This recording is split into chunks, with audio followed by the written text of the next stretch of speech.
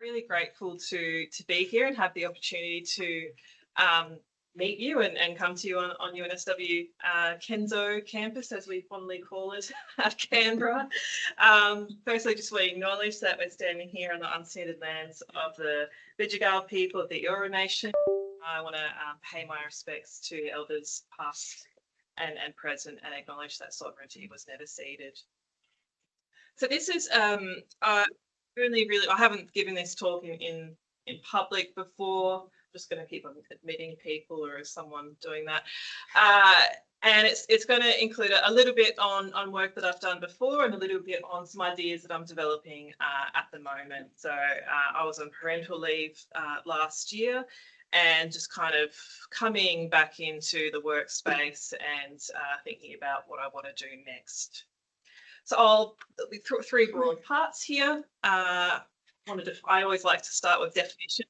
What are we actually talking about when we refer to misinformation and how is it related to greenwashing? I'll talk about integrity issues in carbon markets, what that means. And then I'll talk a little bit about how is that related to what Tanya referred to before in terms of this new regime of mandatory climate-related financial disclosures. What is climate misinformation? There's a few definitions. Ulrich Ecker, who's a psychologist at UWA, has some really fantastic papers in this space. He and colleagues there's a fairly brief definition of misinformation as any information that turns out to be false. Nice and simple, but okay, how do we operationalize that? Makes it a little bit challenging. They further elaborate by saying it's referring to all kinds of false or misleading information, and that includes disinformation that is deliberately and intentionally false or misleading. And I'm also part of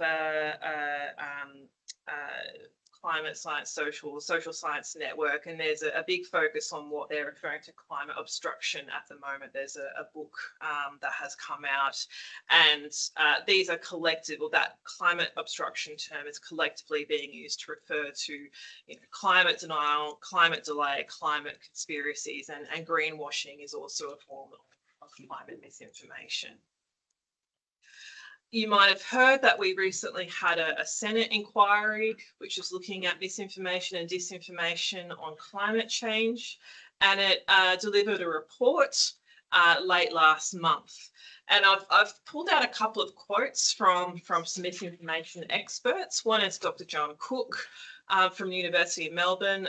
If you were around the internet in the early 2000s, you might be familiar with his website, skepticalscience.com, which started out as essentially a website that identified and counted various bits of climate misinformation. And he went on to do a PhD and is now an expert in this space.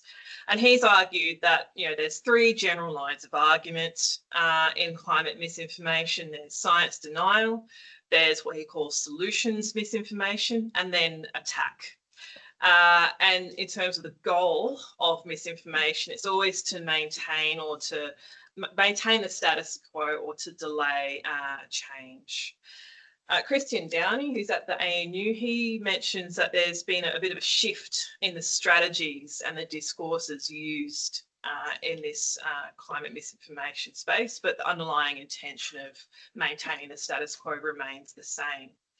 And I've put a quote here from the Institute of Public Affairs, which you might not be the entity that you think of in terms of expertise in this space, but their quote highlights how the term misinformation can be quite a loaded term. So they're regarding misinformation essentially as any information or ideas that constitutes a difference of opinion. And if you have a look at this, the video transcript from this misinformation inquiry, you might see a couple of these experts essentially being misinformation experts being told by a national senator that they are promoting misinformation by reporting on misinformation. So you can see how this term can quite easily become weaponized and misconstrued as I don't like what you're saying, it's misinformation. In terms of greenwashing, this is a form of misinformation where, you know, companies will or institutions can exaggerate or falsely claim environmental benefits, again, to maintain that status quo. And it's worth bearing in mind that there are you know, laws that are specifically related to greenwashing, but, you know, we've got Australian consumer, financial and corporations laws, which contain general prohibitions against a person making statements or disseminating information that is false or misleading. And that applies even if there's no intention to mislead or deceive. Also worth bearing in mind that Australian carbon credit units are financial products. So, you know, there may be legal ramifications if there is false or misleading information disseminated about ACCUs. How these, I guess, worlds collide, there's a neat example here. There was a federal court case that led to a settlement between the NGO Parents for Climate and Energy Australia. Energy Australia was selling a natural gas product that they called carbon neutral gas, I think. And Parents for Climate took them to court, arguing that that's greenwashing, and they settled. And Energy Australia released the statements apologising and, you know, made the point that burning fossil fuels creates emissions that are not undone by purchasing carbon offsets. The other reason why, and, you know, other than the fact that, you know, the biophysical reality that burning fossil fuels is not undone by purchasing an offset elsewhere, offsets and carbon credits have, you know, faced scrutiny for not necessarily doing what they're meant to do, which is remove emissions from the atmosphere or to avoid the release of emissions from the atmosphere. Here's a bit of media that you may have seen. So both from 2022, 2023. 2023, there was a lot of news in the international space around rainforest carbon offsets, issued largely by the voluntary standard Vera, and The Guardian reported extensively on it, and this was in part informed by some peer-reviewed papers in the journals Conservation Biology, which highlighted that a lot of these credits being issued, or, well, more than 90% of these credits being issued from avoided deforestation and degradation projects weren't actually representing real emissions abatements. In Australia, we've also had integrity issues very much highlighted. And, you know, this is my colleague Andrew McIntosh, and he'll hate having his face blasted on the screen here. But, you know, this is something that we have been highlighting since 2023.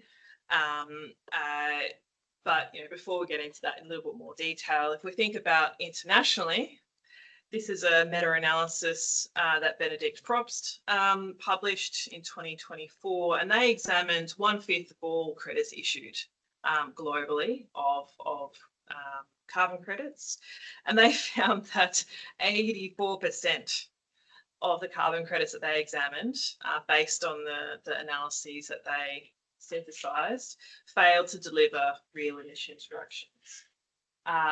So that's, you know, in terms of a failure rate, that's not great. There's variability in terms of the type of project. So there's various types of projects that can produce carbon credits, whether it's cook stoves or avoided deforestation, improved forest management, etc. There's variability in exactly how badly they didn't do their job. But overall, over 84% did not do what they were paid to do. We hear a lot about don't let the perfect be the enemy of the good. Is 84% failure good? I'll leave that to you to decide. And that 84% number is actually remarkably consistent across studies. So when we analysed human-induced regeneration projects in Australia, 2024, this paper came out, we found over 80% of projects that we analysed that are meant to be regenerating forest cover either had reduced forest cover over time or had increased forest cover by, on average 3.6% over a, what is that? I can't do math, 8-year period. There's a huge gap. So, the bar shows on the left that looks red to me. The far left bar is the amount of area that's being credited with forest regeneration. The middle bar is how much forest there was at the beginning. That should have been 0 because you're meant to be regenerating forest from scratch, not, counting forest that's already there. And there was only a tiny increase overall in forest cover. And that dotted line is how much we should see now. That's a massive, massive gap. A second paper that we looked at, we used a slightly different forest cover data set. We applied some slightly different analyses. We applied the regulator's own compliance checks, and we found that most projects were non-compliant.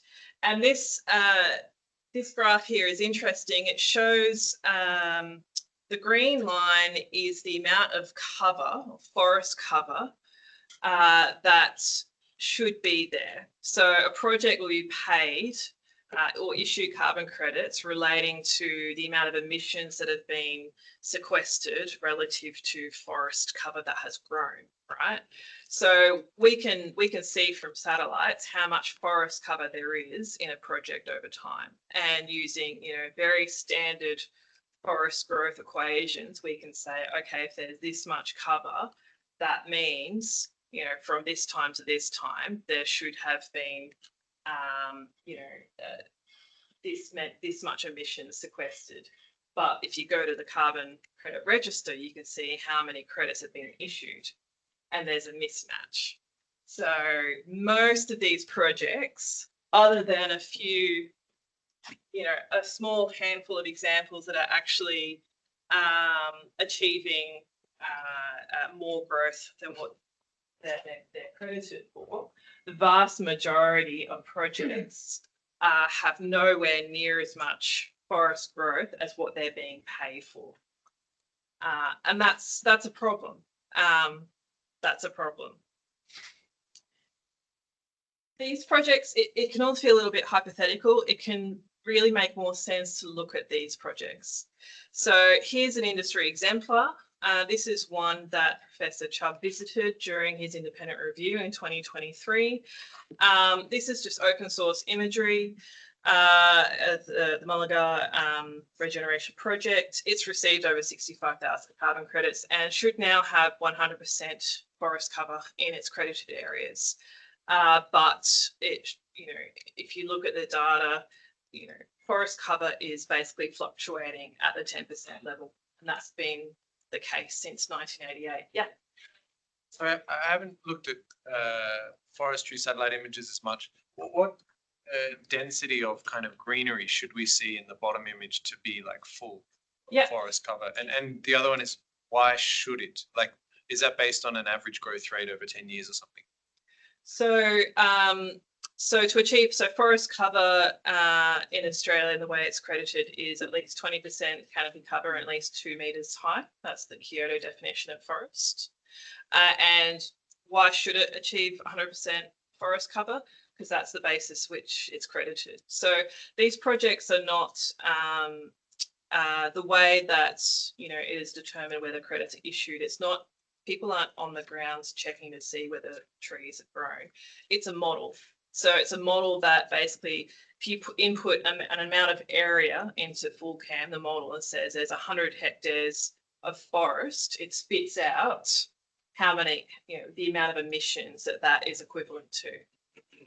So that's why it has to be a, if there's an underestimate in that area, or if you're saying that is 100% forest cover when it's actually not, you're actually saying you're crediting it with more emissions sequestration than what it's actually doing. This is a model that was calibrated for areas where, you know, forest has been cleared and it grows back. The issue with a lot of these projects is that they occur almost exclusively in areas that have never been cleared of forest. So, you know, the map on the left here shows that areas in grey is where forest has never been comprehensively cleared. The areas in white is where we expected forest regeneration projects to go, because that's where forest can regenerate, right? This is primary school stuff. I've presented this at a conference with the head of the Carbon Market Institute, and he called this map offensive. But, you know, we expect forests to regenerate where forests have been cleared. Forests have not been cleared in the grey areas, and yet that is where the vast majority, over 90%, over 95% of these projects have been registered, and that is because the Clean Energy Regulator has unlawfully registered projects in areas that have never been comprehensive. Case in point, and again, this is another thing that I've been told is offensive, there are projects registered in the nullable plain. Nullable is a Latin word, null, arbor, no forest. So, you know, it's very easy to generate a lot of very cheap carbon credit projects where, you know, it's cheap, the land is cheap, you don't have to do anything, you're not planting trees, you're just waiting for it to grow back. And if it's never going to grow back, well, it's keeping the carbon price low, and we can continue to approve fossil fuel projects. It's all about maintaining that low carbon price, so safeguard entities are happy and will just continue doing business as usual. So the juice media, I think you said I wasn't allowed to swear, so you can just read that. They did a video on that a couple of years ago. I also talked about this at a Centre for Ideas. It's okay for today. It's okay. Look, this audience. Okay. Here's some of the responses that we've gotten to the work that we've done. Again, you know, it's essential claims, or the analysis that we've done, it amounts to a direct attack on farmers, traditional owners, yada, yada, yada. You know, Professor Ian Chubb has said that ACCU arrangements are sound, despite never looking at a single project. There's been checks and balances. A number of reviews have confirmed the integrity of the method. So, you know, the peer-reviewed work that we've done has not actually altered this regime really to any material extent. I've spent a lot of time online for some unknown reason, and what I've found is that there's some interesting responses that we get to our work. So you know, when we say, okay, here's some analysis we've done, one response is, well, we've done our own analysis, we being industrial carbon service providers, we've done our own analysis and ours is better, but we're not going to share it. Okay, cool. Yeah, we welcome scrutiny, but we don't like what you've done.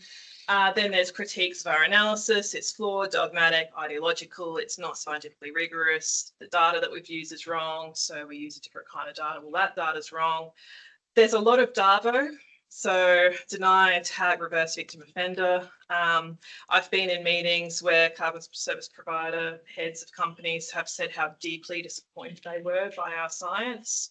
How they felt personally attacked by what we've done. I've said, you know, if there's a false claim made, I've said, you know, that's false. The response is, well, that's not really conducive to respectful engagement, is it? Saying the word false, like, okay. Accusations that we as academics are engaging in gaslighting, and then there's, you know, the whole list of ad hominems, you know, armchair experts, academics in average hours. Well, I haven't stepped foot in a cattle station, so what would I know about carbon? Why do you hate nature? it's funny. But it's annoying. But it's symptomatic of something, and that is the something that I'm interested in. There's also shifting goalposts, shifting arguments from official government and industry arguments. So this is a timeline that we constructed in response to a comment that was submitted to a peer-reviewed article. So, you know, when we first did analyses and it hadn't been peer-reviewed yet, the response was, well, the academics hasn't used the right data. The right data that they need to use is secret, so therefore their analysis is flawed. Okay, once we eventually obtained that secret data following a change in legislation, reran the analysis, came to the same conclusions. Well, what you've done is peer-reviewed. Okay, got it peer-reviewed, published. Then it shifted to, well, the data that you've used, other analyses show that it's working. It changes over time. We're now up to version 2 of secret data. So now that we've used 2 forms of Landsat-derived imagery in the papers that I've mentioned, they're now arguing that that data that you've used is flawed, even though there are other government commission reports that have used that same data and come to the opposite conclusions and saying that actually the HI projects are working. They're now saying, no, that data is flawed. You can only determine the integrity of these carbon projects using LiDAR and field-based data, which, by the way, you're not allowed to have. So it just kind of goes on and on and on. And this is a familiar story. So if you come back to the Vera international carbon credit story, this was Thales West who published this work with his colleagues. If you look at some of the Vera responses, they're similar kind of patterns. You know, patently unreliable. Vera has responded with detailed analysis. They never kind of say who the experts are that publish their detailed analysis. It's always anonymous. You know, unreliable, multiple serious deficiencies. Their technical paper is quite literally titled A Non-Dogmatic Critique of West, obviously with the implication that West published in Science is dogmatic, okay?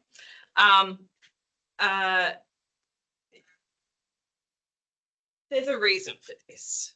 There's a really interesting working paper that came out just a couple of months ago, which actually did a regression discontinuity analysis looking at the impact of this, you know, Guardian reporting and, you know, subsequent outrage on the price of voluntary carbon credit units and the volume sold. And there was a massive impact. So when, you know, obviously this media reporting and these integrity concerns does have an impact on the bottom line of the company selling this product, you can, you know, start to understand why there's a bit of this kind of response, which can get to a point where it's, I guess, attacks on individuals or groups. Coming back to this Parents for Climate one, there was some reporting after they got that settlement. It was around the time that Climate Active, which is the Australian government's voluntary carbon crediting or carbon neutral scheme, the scheme is essentially collapsing in part because companies are leaving, because they don't want to be associated with it, because there have been accusations of, you know, Climate Active being a greenwashing vehicle. Following that settlement, the Australian newspaper for 3 days, you know, kind of had, I don't know if it was front page or not, but there was 3 consecutive days where members of the carbon services industry lambasted uninformed green activists for quote unquote campaigning against planting trees. You know, alluded to an unnamed small group of well-funded critics for attacks on the use of carbon credits. You know, this is a familiar playbook. My colleagues and I have repeatedly been referred to as a small group of academics, despite being over a dozen. Most full professors from a group of 8 universities. So this is a familiar playbook. So what? Yes, it's annoying. Yes, sometimes I feel a bit sad. But what does this mean? Does this mean anything other than it is a bit annoying? I'm interested in, like, largely from an academic perspective, to what extent could some of these claims made about carbon markets, etc., how much could it be characterised as misinformation? How would you evaluate this? Could such claims, or the presence of these claims, of this rhetoric, etc., could some of that serve as indicators of potential carbon credit integrity risks? If we know that certain groups are engaging in this type of rhetoric, would we be fine about the integrity of the product that they are selling and you are potentially purchasing as a way to address your climate-related financial risks? What does this mean for preparers and users of climate-related financial reports? And I'll finish up by briefly talking in this space. Bear in mind that my training is originally in ecology and social sciences. I'm not an accountant. That's why I'm here, collaborating with people like Tanya and yourselves. But in terms of climate governance, regulation, climate-related financial reporting is very much where things are moving, rather than directly regulating entities. So governments are increasingly adopting mandatory climate-related financial disclosures, and from 1st of January last year, large Australian entities are now required to submit climate-related disclosure reports to ASIC. And there's the Australian Sustainability Reporting Standard that is meant to be used to guide these mandatory disclosures.